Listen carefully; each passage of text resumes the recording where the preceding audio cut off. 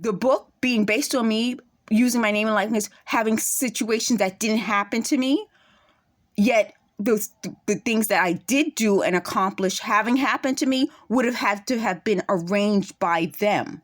It couldn't have been just something that happened that they didn't know about. So we know that it's not a Truman Show situation. But even if it were, it still meant something to me and in my soul, and filled me with the ability to know, okay, this relationship might have something that I want to pursue, and this one wouldn't. It allowed me to know, like, I had an experience in that time of life. And I think, they always say I'm interested in people 16, 17. I am not. They just, okay, let me say we, like I said in the previous video.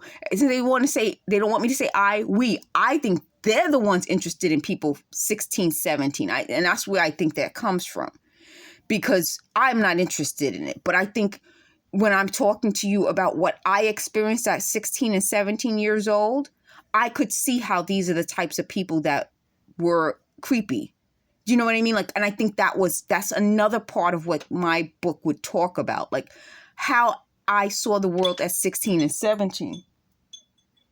Something just fell. How I saw the world at 16 and 17, and how these would have been the creepy people who I think are attracted to 16, 17-year-olds. I think it's their idea of what a female should be. Someone who, and that's part of what I'm talking to you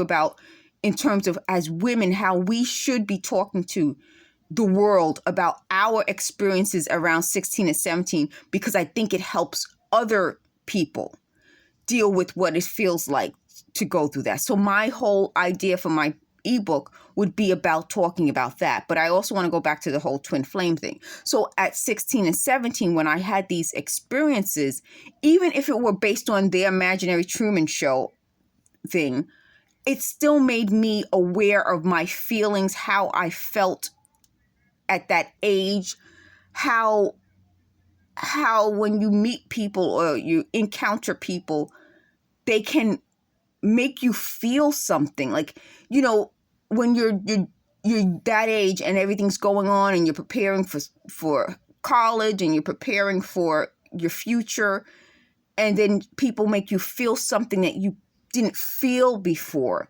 It is something that you're able to know. Like, it's, again, maybe that's what I'm trying to say. Like, you end up knowing something about life. You end up knowing something about how you should feel. And when you meet people who don't make you feel that, you end up knowing the difference. So you don't want to waste your time. I didn't want to waste my time on people who didn't make me feel that way. So that goes back to that. So when I'm talking about how the Northbury Papers book affects my ability to make my character based on me, is because a lot of it is describing me. It's the name Shamega. It's a time in my life that I definitely would write about. And yet it's not, the story doesn't match my story. So I'm going to keep using thumbnails that will show different things about my life. And I'm going to end this video, and I'll do another one later. Thanks for watching.